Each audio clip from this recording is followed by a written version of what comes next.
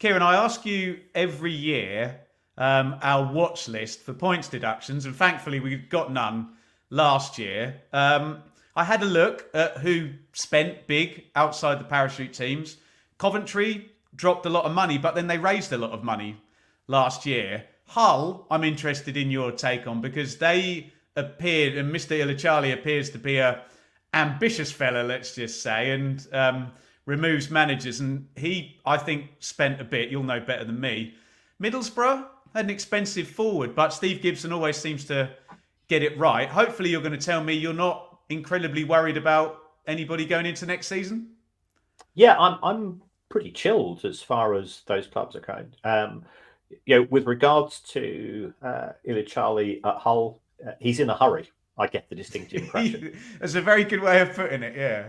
Um, you know, I've met Liam Rossinia and I think very highly of him. So perhaps again, I'll put something out on social media, and I was actually quite surprised at the ferocity of the reaction of Hull City fans who said, "Look, he was given some loan signings in January. We didn't make the playoffs. He had to go."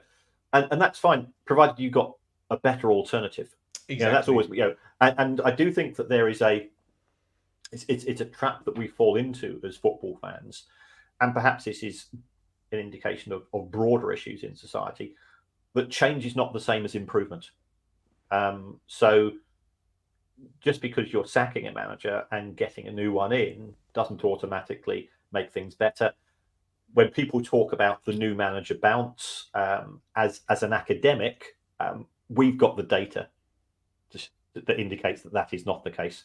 Yeah, there are just as many managers who come into a club where the points don't increase per match as they do increase. And also, if you think about it from a logical point of view, why do we sack managers? We sack managers because clubs haven't been performing very well. Now, it could be you've had somebody out injured. It could be that you've had a run of tough opponents in the last 4 or 5 games. And that tends to be ignored. So, yeah, Hull clearly have got ambitions, which is great.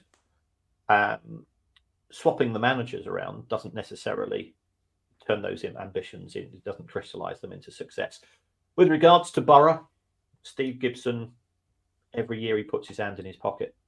Managers don't tend to last too long, but do managers last anywhere in the Championship? For a long period of time. Carrick has signed a 3-year contract in the close season, so maybe this one might. Yeah, but I mean, earlier last season there was an awful lot of Carrick out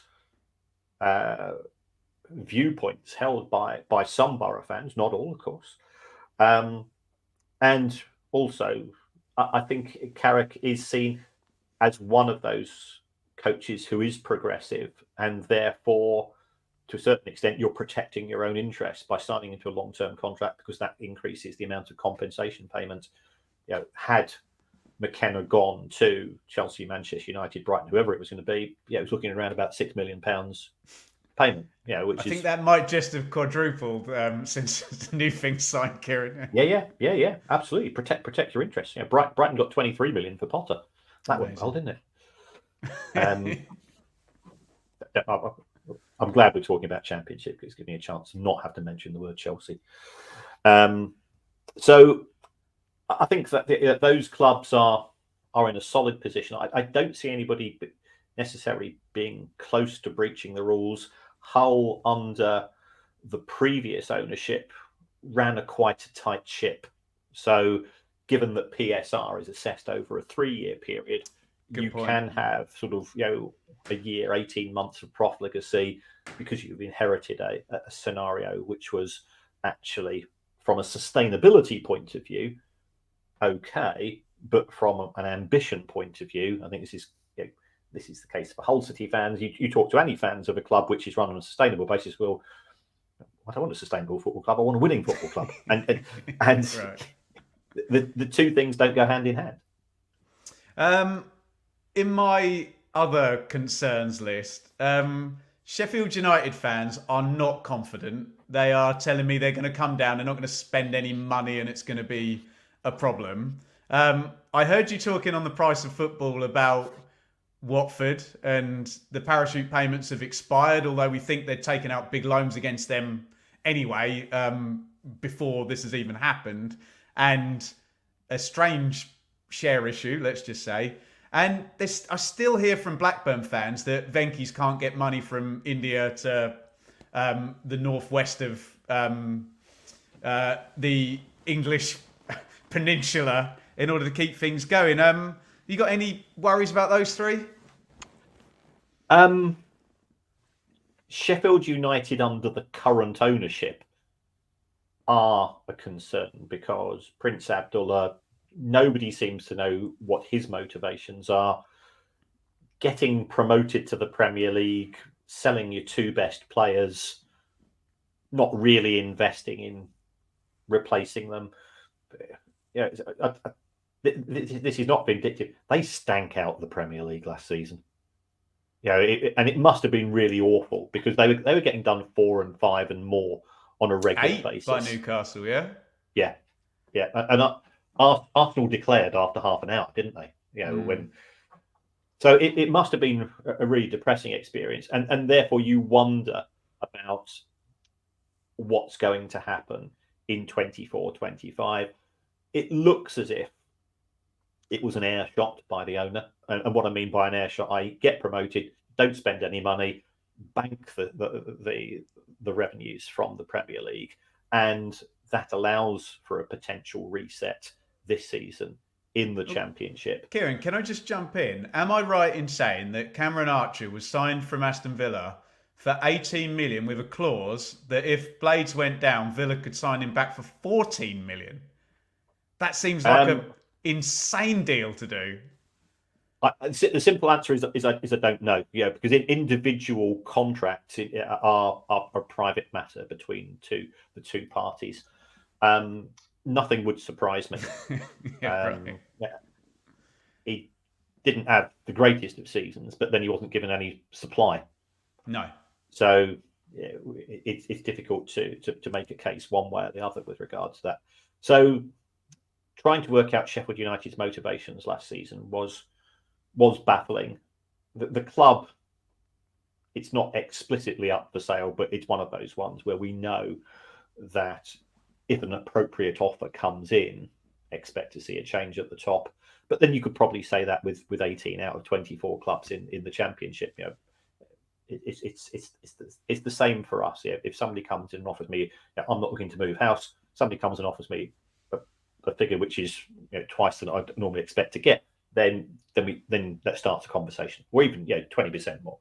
So it's not great for Sheffield United. They are a cause for concern.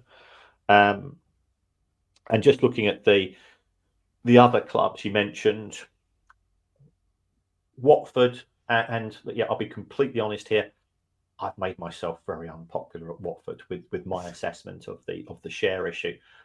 And again, I've not got a dog in the fight. It's valuing the club at £175 million when it's not in receipt of parachute payments. It doesn't appear to have saleable stock. It was putting out, rather the seller, the people responsible for the sale of the club were putting out statements which in my view were a significant misrepresentation of the club's financial status. Was a strange thing to do. Whether the owners have more money to put in themselves, I think is open to question. So I think it could be a rocky few months, but I'd rather not say any more because I'm unpopular enough as it is. Blackburn and the Venkies, I think we've probably had this conversation every year for the last 4 years that we've been chatting. Yeah, like clockwork. Why are they doing it? Because they've not attended a match at Ewood Park for 10 seasons because somebody once threw a snowball at one of the Venkies and they went off in a sulk, and yet which we don't condone. No. It'll be milkshakes next. Stop it. We don't condone that either. We don't condone anything. I think it was a brick yesterday, Kieran, but let's move on from the politics anyway. So Do the Venkis have challenges in India?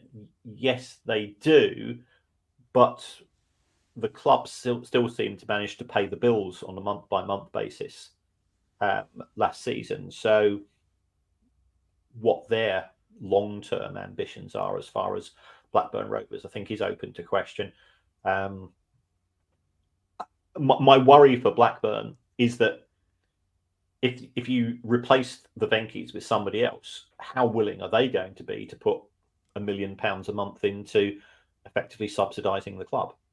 Well, and also, Kieran, when you avoid relegation on the last day of the season and you've got the top scorer in the division playing for your team, what happens if said Mr. Smodic is transferred elsewhere as well? Yes. It does look a delicate position.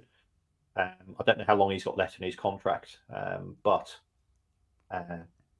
there will be people sniffing around, both within the Championship and elsewhere.